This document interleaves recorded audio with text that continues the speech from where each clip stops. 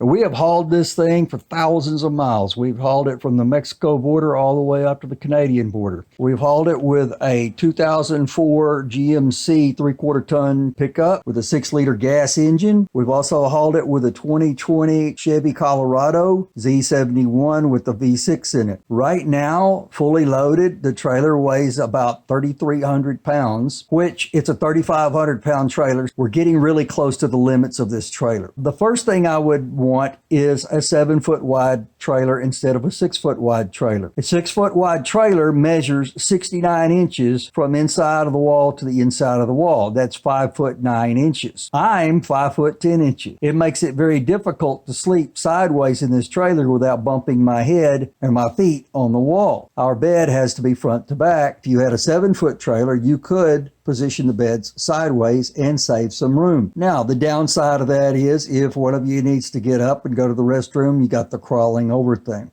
This whole trailer build is a compromise between weight, cost, and strength, convenience versus inconvenience, what you can carry, what you can't carry. So that would be up to you on the compromise on the bed. Do you want it sideways or do you want it long ways? The next thing I would be considering is I would want my trailer to be made out of box tubing and not the Z channel. The Z channel, it's functional, but it's not as strong as the box tubing. Unfortunately, the only way to be for sure that you have a trailer made of box tubing is to take the interior wall off to see the box tubing. They both look the same when the interior wall is put on. I thought I had a trailer made out of box tubing. I didn't even know they would consider making trailers out of Z channel. The reason I would want box tubing is for the strength. Of course, you're probably going to put a little bit more weight on it, but the strength would allow you to mount things on the walls, shelves, cabinets, things like that. I would want the box tubing to be on 16-inch centers. If you'll look at this picture, most sheet aluminum or plywood is 48 inches wide. With 24-inch centers, you're only going to get 3 studs in 48 inches. One at 0, one at 24, and one at 48. Where if you did 16-inch center studs, you're going to get one at 0, one at 16, one at 32, and one at 48. So you're going to get an extra stud for every 4 feet of the length of the trailer. It's going to add a little bit more weight, but it's going to be a lot stronger trailer. The next thing I would consider is how thick is the aluminum skin on the trailer. You want to make sure that you get an aluminum skin, but you want to make sure you get it thick enough to be able to do the job that you want it to do. I've also heard people suggest that you want 16-inch centers on the beams that go across the floor underneath the plywood. I would be cautious about that. It sounds good and it sounds strong, but if you intend to put tanks underneath it, whatever tanks you're going to put on, you need to make sure that you can put them in 16-inch centers before you buy a trailer with 16-inch centers. Mine has 24-inch centers, and the gray water tank that I have matched up with my 24-inch centers. As far as the trailer shape, I would definitely myself go with a V-nose versus a flat nose. I've towed a trailer that had a flat nose on it and it felt like you had the brakes on it all the time. The V-nose is more aerodynamic. However, the V-nose gives up space on the tongue of the trailer. You can see the difference in the space between the hitch and the front of the trailer in these two pictures. Continuing on, I would want a side door with an RV latch already on it. Also, the side door catch. The catch is the thing that holds the door open when it's open, and the wind can blow that door shut and it can hurt you bad. You may also consider windows before you take delivery of your trailer. I like the look of the RV windows. They're sharp looking, but they are expensive for what you get. I have to weigh the cost versus the functionality, and I went with the shed windows that I got off of Amazon. I've heard of people going to RV salvage yards and buying used RV windows and installing them, and that's an option as well. The next thing I would want on my trailer is a single axle trailer versus a double axle trailer. A double axle trailer can carry more payload, up to 7,000 pounds. But when you're not carrying 7,000 pounds, you're dragging the extra weight of that extra axle around, and you don't need it. The next thing to consider is brakes. I would want electric brakes installed on my single axle trailer before I took delivery. When you get 2,500, 3,000 pounds, you need axle brakes on that trailer. The next thing you might want to consider is a trailer lift. Cargo trailers are built fairly low to the ground. If you're going to put tanks on it, or if you're going to go to any kind of rough terrain to go camping, you're going to need to lift your trailer up, and an axle flip kit is very easy to install and they're very cheap. Or you can have it already installed before you take delivery. And one last thing you might want to consider would be a ramp door versus the cargo doors in the back. My wife prefers the cargo doors in the back. I prefer the ramp door. She doesn't like lifting that ramp door.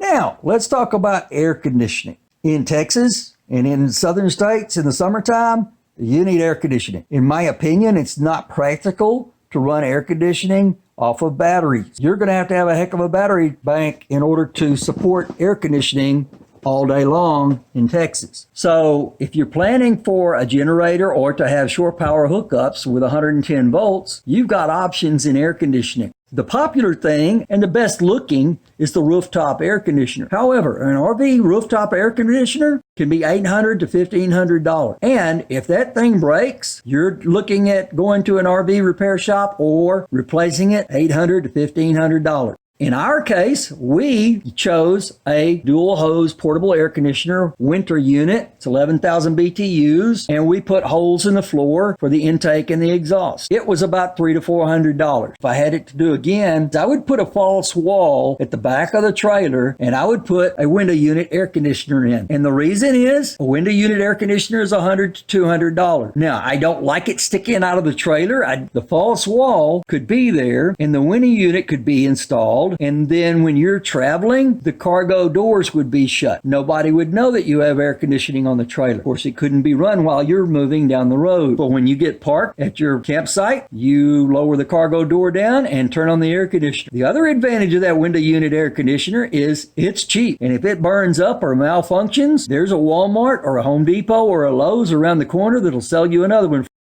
The first thing you consider when you're building your trailer is making sure that it's insulated. You want insulation on the walls and on the roof. Some people put insulation on the floor, and that's fine also.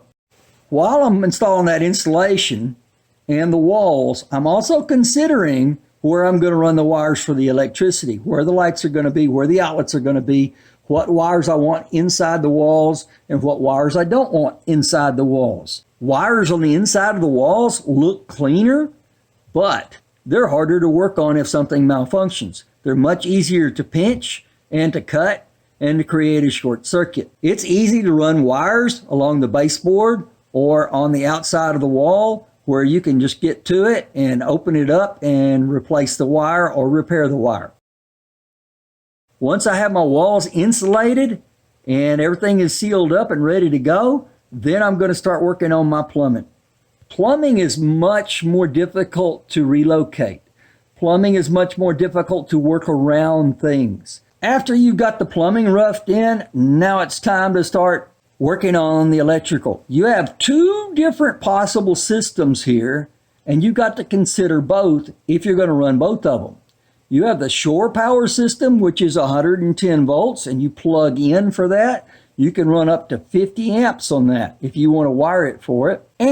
Or you also have the choice of a 12-volt system. 12-volt system is going to run off of batteries, and you're going to have a method of recharging those batteries. Recharging those batteries could be by generator. It could be by solar. After you have the electrical system roughed in, then you have to consider whether you're going to run propane or not. If you're going to run appliances with propane, then you need to store the bottles outside of the living area. Most people will store the bottles on the tongue of the trailer. That's where the V-nose kind of cuts back on your storage space for storing batteries and propane bottles on the nose. While building your trailer, you also need to consider the toilet area and the shower area. We use a porta potty, and it works fine. There's nothing wrong with it. Of course, you do have to empty it whenever you use it. We do not have a shower area inside of our trailer. There's pros and cons to a shower area. I have heard that a shower will make the inside of your trailer pretty humid. Humidity is going to bring mold and mildew. I personally would rather shower outside the trailer. But some campgrounds don't allow you to shower outside the trailer. So if you got a portable shower stall for outside your trailer, they don't like you putting that soap and that gray water on the ground. Once you've got the shower and toilet situation under control, you can move your attention next to the kitchen or the galley and your food storage.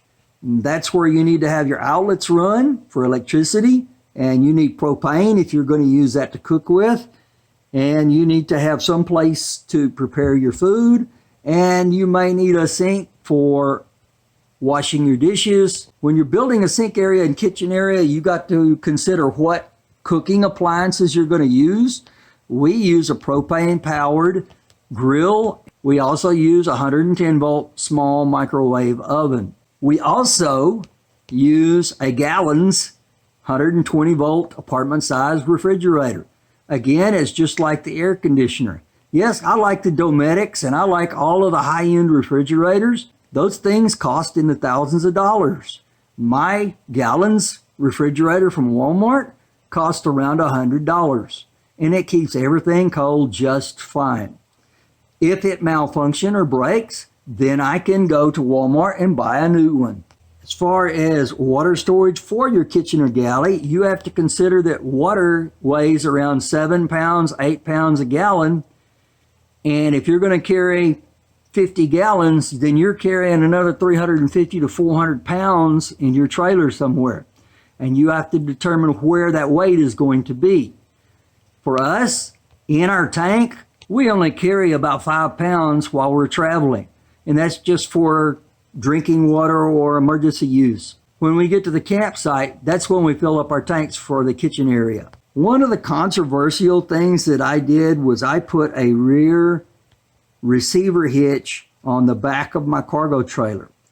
The purpose of my rear receiver hitch was to carry my bicycles. And I have a bicycle rack that plugs into the hitch. Several people told me don't do that. That's not good for it. It's bad. Don't do that. I did it anyway, and I've had it done for 2 years, and I've not had any problems with the hitch or the bike rack. However, the bikes do get whipped around more, and they do move around more behind the trailer. And as such, one of the bicycle handlebars is putting a dent in the ramp door of the cargo trailer. Other things that you need to consider whenever you're building one of these trailers is you need to consider your tongue weight and your weight distribution. You don't want all the weight on the front, and you don't want all the weight in the back. I carry 4 60-pound batteries, and I carry them over the axle as much as I can because I didn't want 240 pounds affecting the tongue weight of the trailer. We also carry our water tank in the V-nose of the trailer, and that's why we carry it pretty much empty, because that would be an extra 200 pounds on the nose of the trailer. And one of the last things that I would consider, but it's also one of the first things I would consider, and that is trailer security. You want to make sure that when you're in this trailer that you're going to be secure, but you also want to make sure this trailer stays where you put it. And so you can do things like you can put a hitch lock on it, you can put removable chains on it, you can put a wheel boot on it, and all of these are good, and every single one of these can be defeated by a smart thief. It's not that hard. All these things are going to do is they're going to slow a thief down a little bit, and maybe they'll move on down the road and steal somebody else's trailer and not yours. Hopefully they won't steal anybody, but you don't want them to steal yours for sure. I hope you learned something today. Thanks for watching. I'll talk to you soon, YouTube.